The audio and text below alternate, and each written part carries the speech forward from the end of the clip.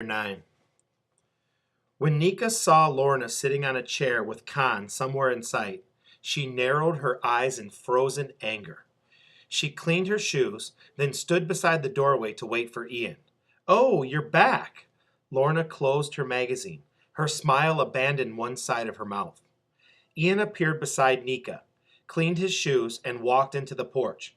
"Where's the pup?" he asked, glancing around. He leaned over to look into the kennel.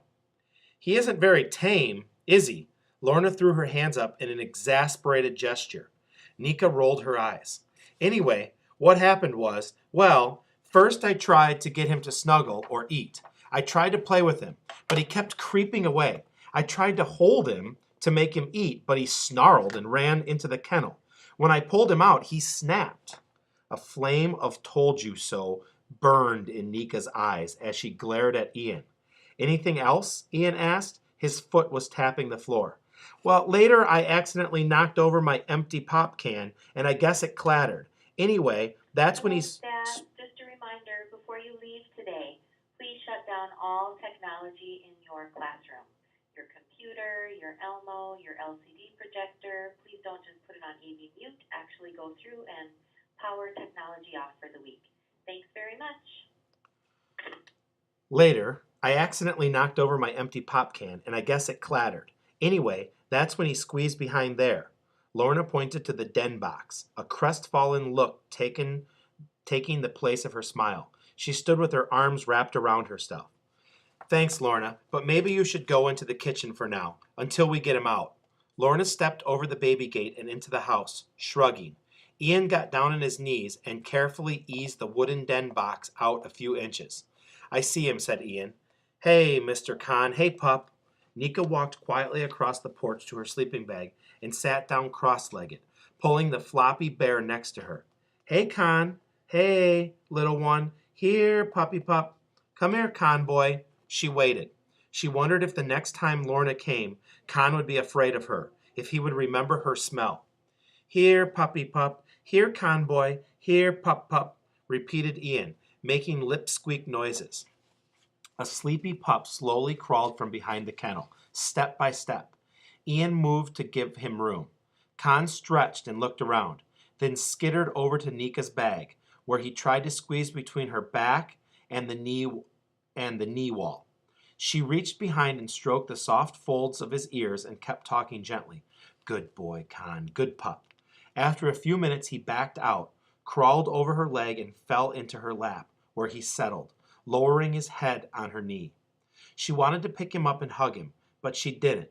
Better let him choose his moves. She reached over and placed the red lobster toy in front of him. He grabbed one of its legs and gave it a ferocious headshake.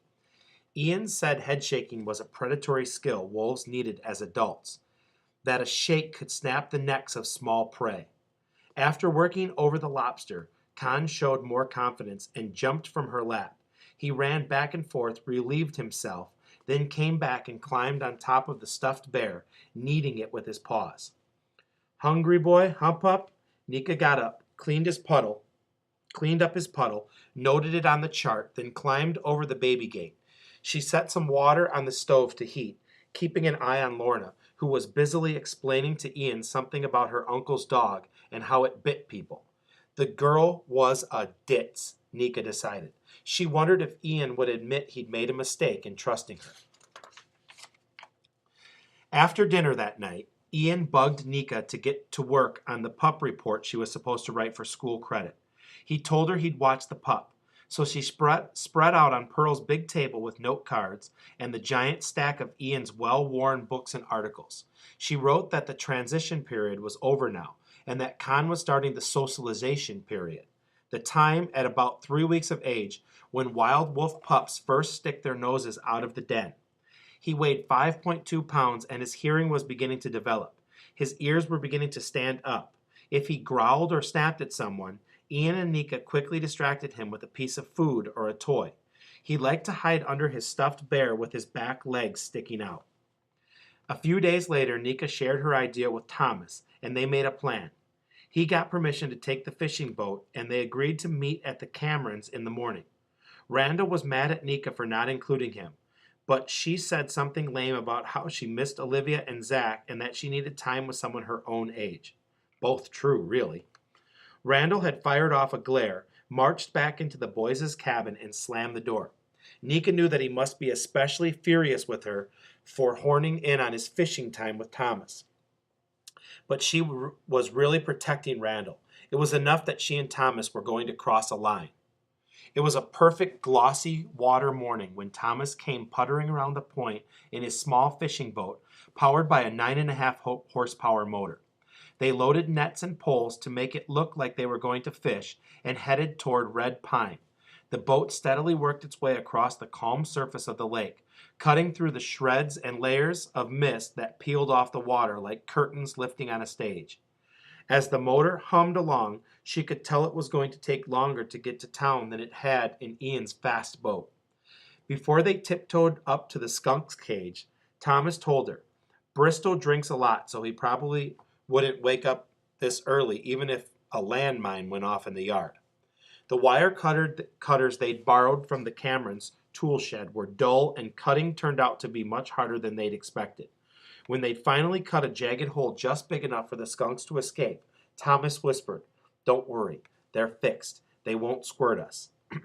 They knelt to watch. It wasn't long before the skunks slipped out, shimmying slightly under the brush behind the cages, holding their tall tails high like flags, their butts swaying back and forth. Next, they went to work on the fox pen. The foxes stopped their pacing and slouched in surprise. They jerked back whenever Nika and Thomas moved. This time, Thomas cut a flap in the wire and tied it open. When they stood back to watch, two very thin, splotchy red foxes crept up to examine the hole. One squeezed out, then another, followed by the blackish one. Soon they were quick shadows flickering through the trees. The raccoons seemed very tame, coming up close to the fence while Nika snipped the wire. Their coats were matted and dull. When they finished, 4 raccoons jammed through the hole in close single file and hunched away into the trees. The dog barked hoarsely when they got close to his cage, so they threw him a handful of dog biscuits that Thomas had thought to bring, and hurried to the enclosure, holding the cougar. The dog stopped barking long enough to eat the biscuits, but continued to growl and follow them with his eyes. Nika's hand cramped as she clamped the wire cutters on the chain link of the cougar's cage. She wasn't sure she could cut it. She laid the clippers down to rest her hand. Hesitating, she looked at the animal and listened to its gravelly breathing. It was so big, they hadn't thought much about how it might hurt them. Nika watched the cat's twitching tail tip and its motionless eyes. Thomas said, "It doesn't really look like it wants to leave, does it?" "Tail twitch. Either that or it's getting ready to attack," answered Nika. "Besides, it's old, isn't it? Look how its ribs stick out." Just then the cougar showed them that it might be old, but it still could lunge and make a nasty snarl. They both jumped and ran. When they stopped, Nika's hands were shaking. "Scary, huh?" she managed to say. Thomas nodded, wiping sweat from his face.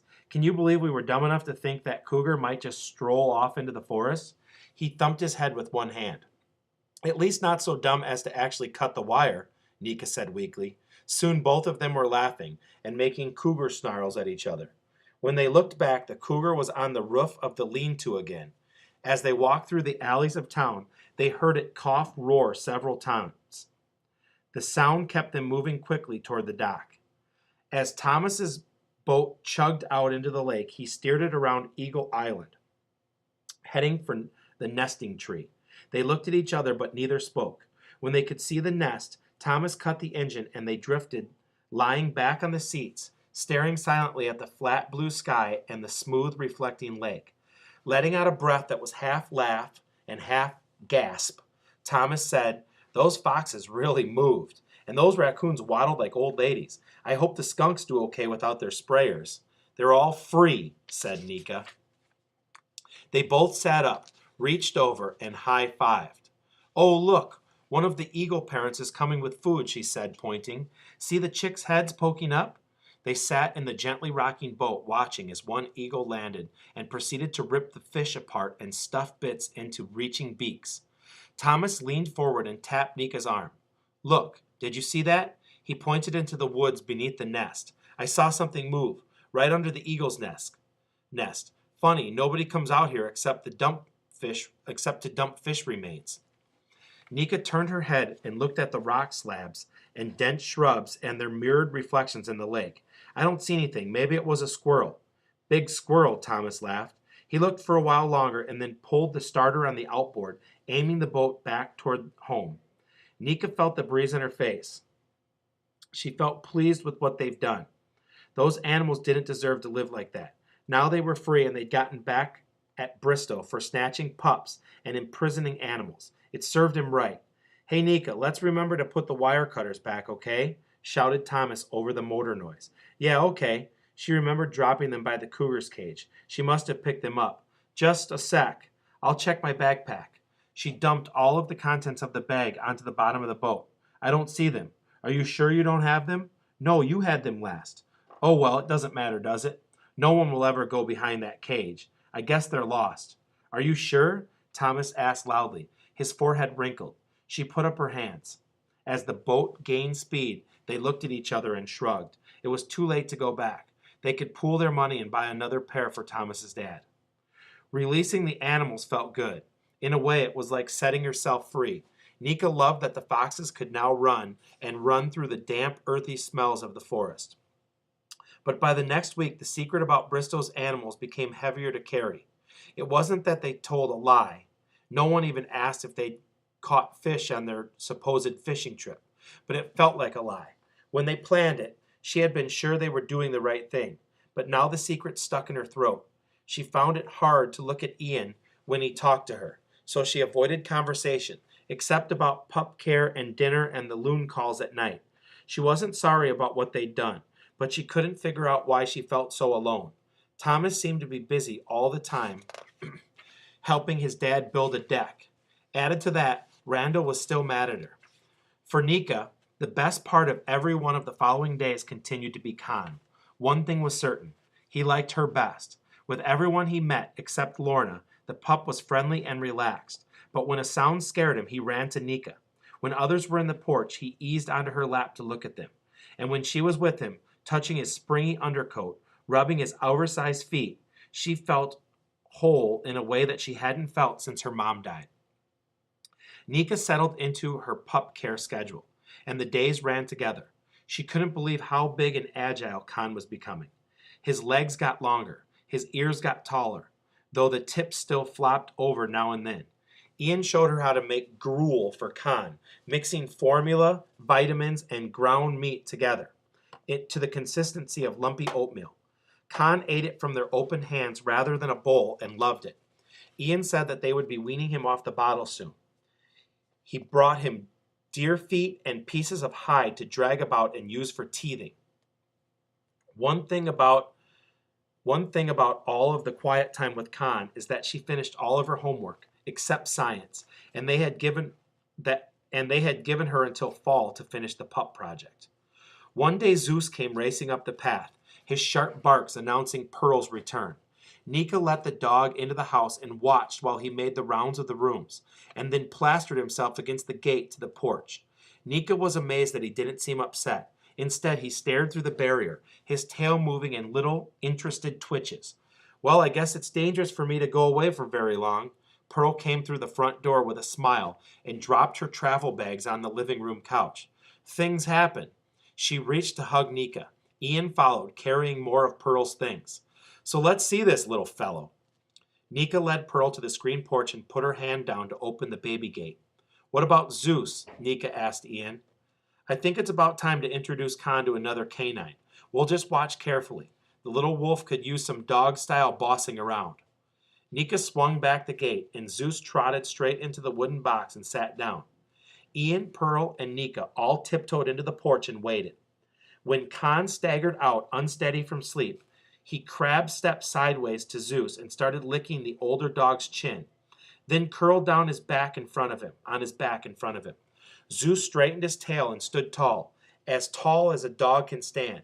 The pup rolled and licked at his chin again. Zeus made little darting lunges at the pup, pushing him down. Every time the pup came back, wiggling and whining and low wagging his tail. It was long time before Con even noticed the humans on the porch. Nika smiled at Pearl. Communication between these canine cousins was not going to be a problem. As they were watching the pup and the small dog, Ian said, "When I was in town picking you up, Pearl, I heard some news about Bristow.